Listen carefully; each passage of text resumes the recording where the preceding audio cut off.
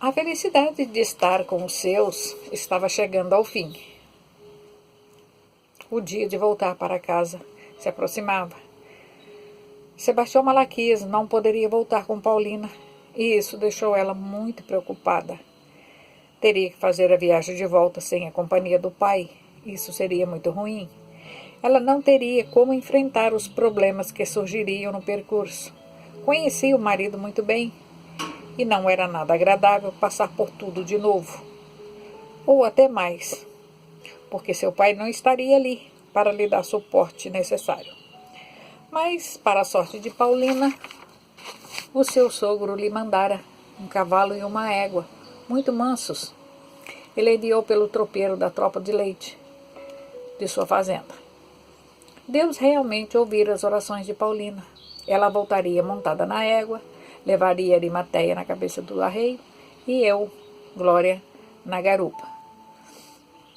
E o marido levaria Fátima na cabeça dos arreios dele e Guilherme na sua garupa. Saíram bem cedinho no sábado da casa de seu Joaquim Mariano e chegaram à fazenda velha à noitinha. As crianças estavam exaustas, não conseguiam ficar nem em pé. Dormiram logo em seguida, nem comeram de tão cansados. E assim o dia amanheceu. Era um dia bonito, de sol, prometia calor.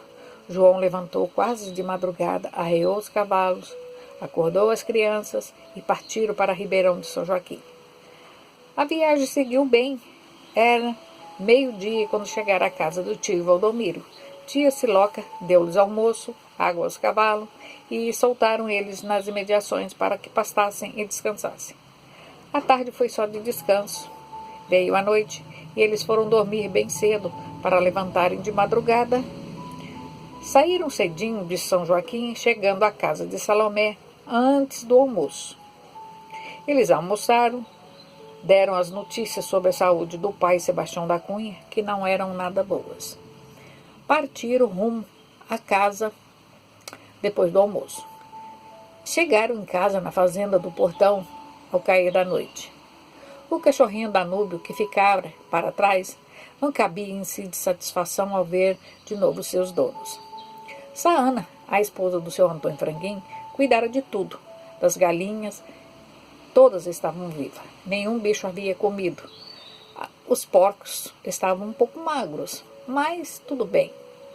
O mato aqui estava alto nas beiras do terreiro, parecia uma casa um pouco abandonada. As janelas da casa não foram abertas, eram muitas janelas. A velha escrava achou que não era necessário abri-las de vez em quando, para depois ter que fechá-las. Os quartos cheiravam a bolor. A casa ficou em férias durante todo aquele mês. Mas foi só um instante. As luzes foram acesas, a janela aberta, o rádio ligado, e a vida pareceu voltar a pulsar na velha casa da fazenda. Os cães latiam alegres, saudando com alegria o afago das crianças. Um novo dia amanheceu. Era segunda-feira. Um novo ânimo. Os dois animais foram soltos no pasto. João começou a pôr em prática a sua ideia, a da cachaçaria. Contratou 2 ajudantes para o corte das canas.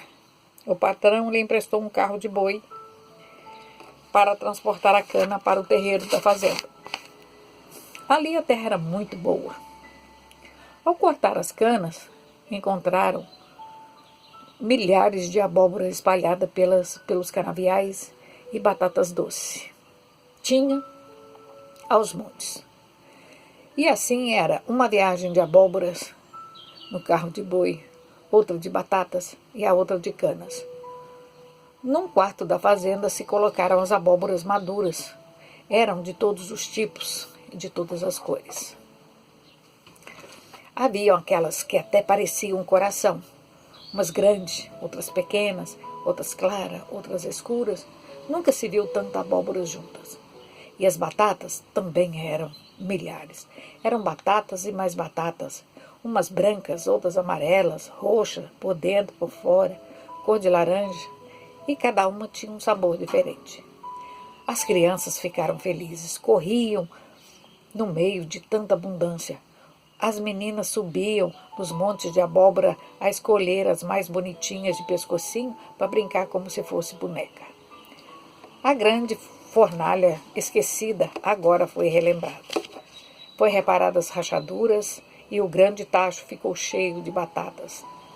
A lenha trepidara embaixo do tacho e logo as batatas estavam todas cozidas. Quando esfriou um pouco, foram colocadas todas as batatas numa grande bacia e levada aos mangueirais de porcos. Mas que decepção! Os porcos enfiavam o focinho nas batatas, depois de cozidas, e jogavam para fora do coxo.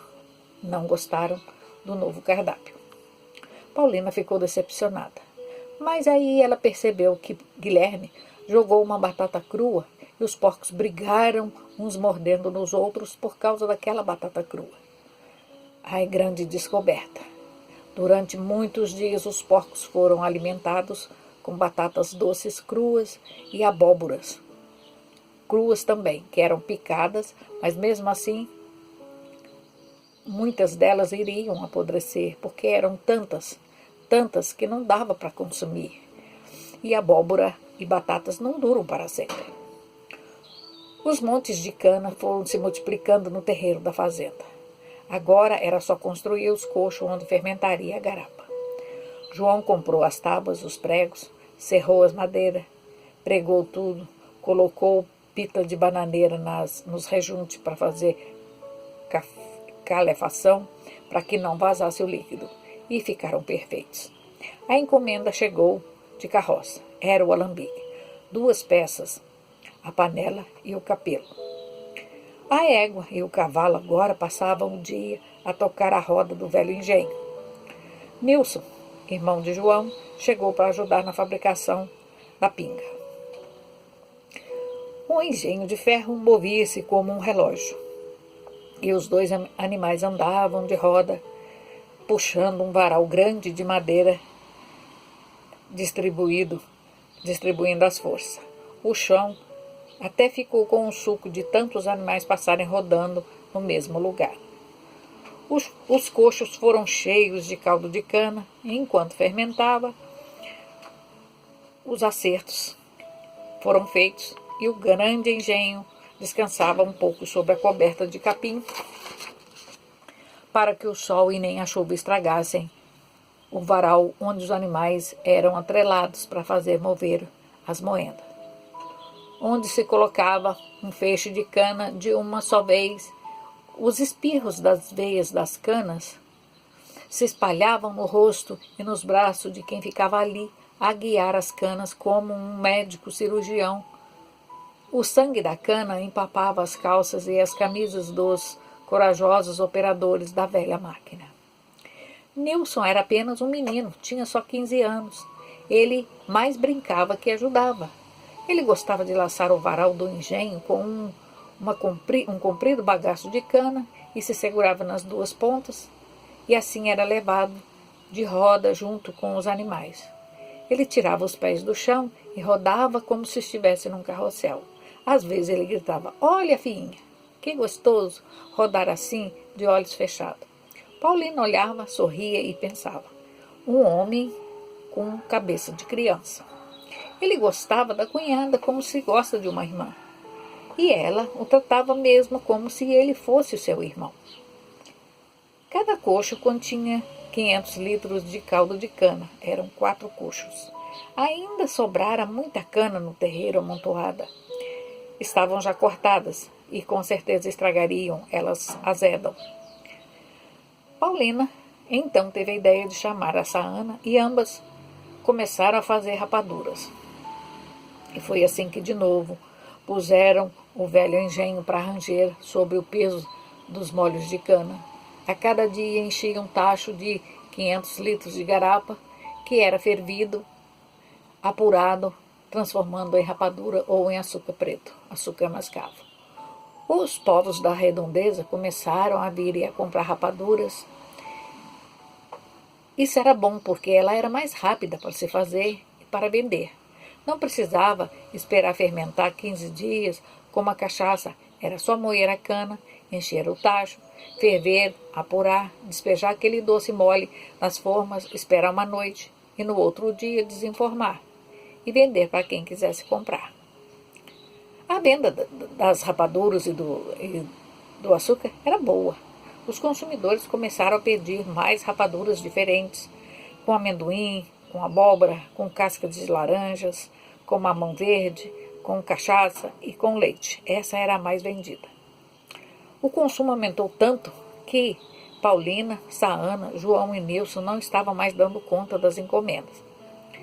Mas, para a surpresa de todos, uma tarde chegou o Bastião Malaquias, vovô. Paulina ficou muito feliz. O que fizera seu pai voltar para ela em tão pouco tempo?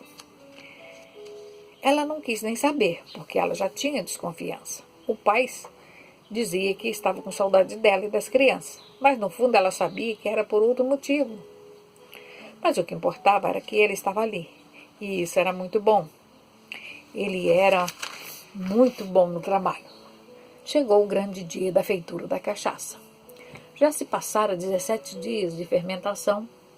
Os coxos estavam bufando como uma taquara. João remexeu no primeiro coxo.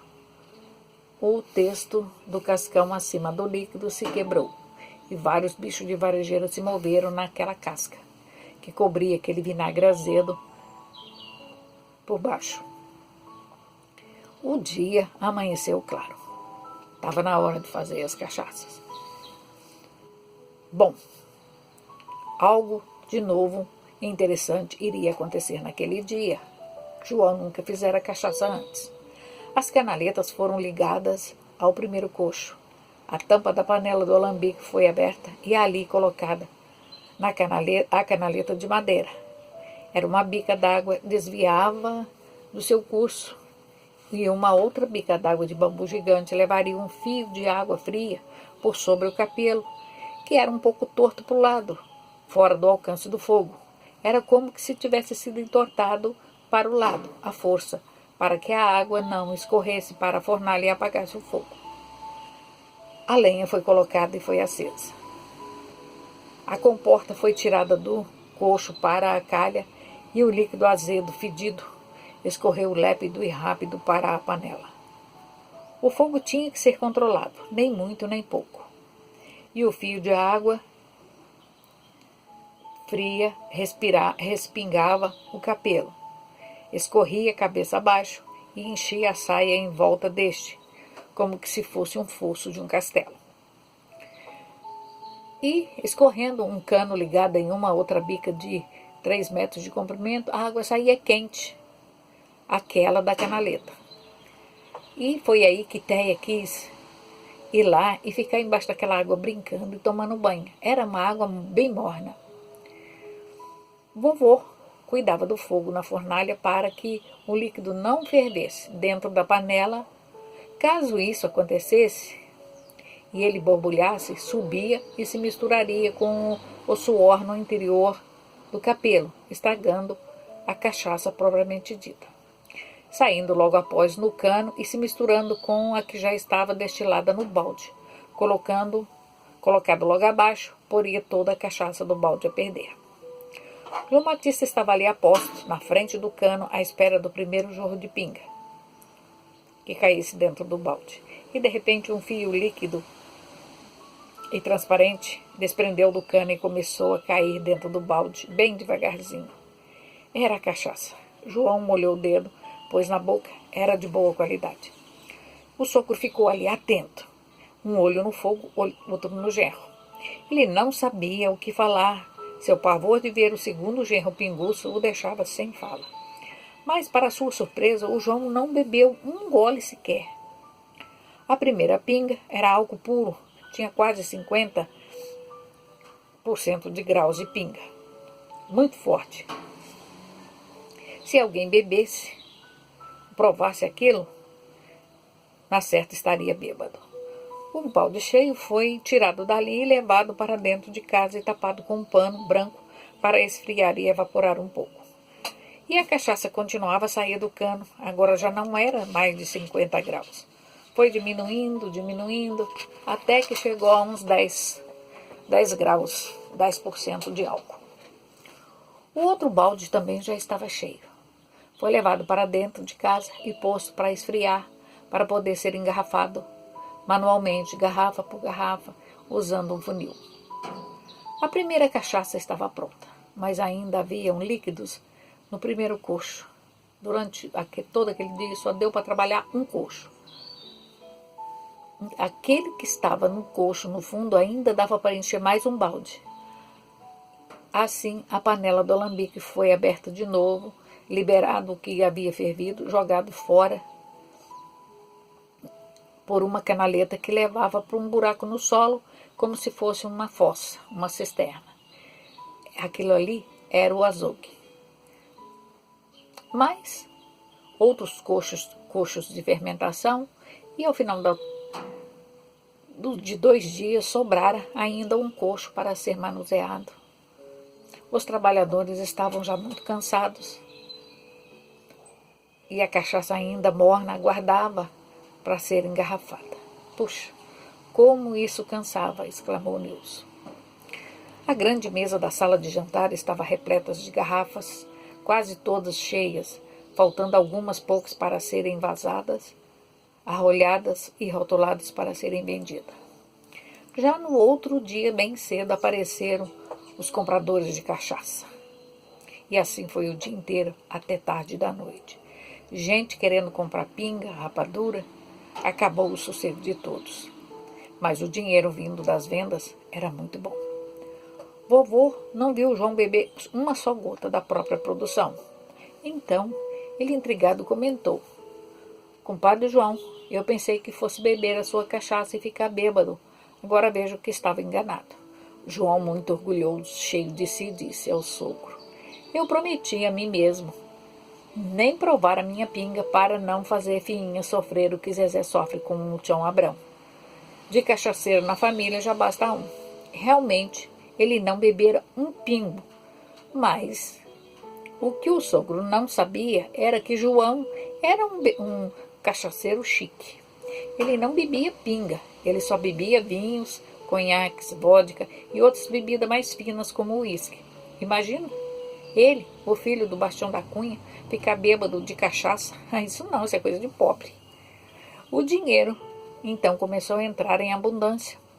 E João comprava roupas boas, calçados para a família, dava presentes. Agora ele não ia mais para as farras. Ele sempre gostava de dar presente para as pessoas, principalmente para os mais pobres e carentes. Comprou vestidos para Saana, para Mariinha, a irmã dela. Comprou uma bicicleta nova. Fez um terço na casa em homenagem a São Benedito para que todos os amigos e vizinhos se divertissem. Fez excursão para Aparecida, levando a família e os parentes. Pagou tudo.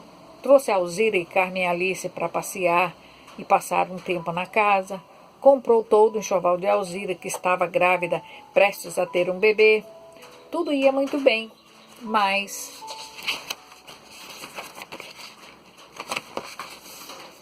numa manhã, enquanto destilavam a cachaça, Alderando chegou. Estava batido, acabado, e muito triste, e deu a notícia. O pai havia falecido. Ele recebera um telegrama na usina, levado de carro por um funcionário de Barra Mansa. Eles precisavam partir às pressas. Foi um transtorno. Sair assim, correndo e deixando todo o serviço a cargo do sogro e da esposa.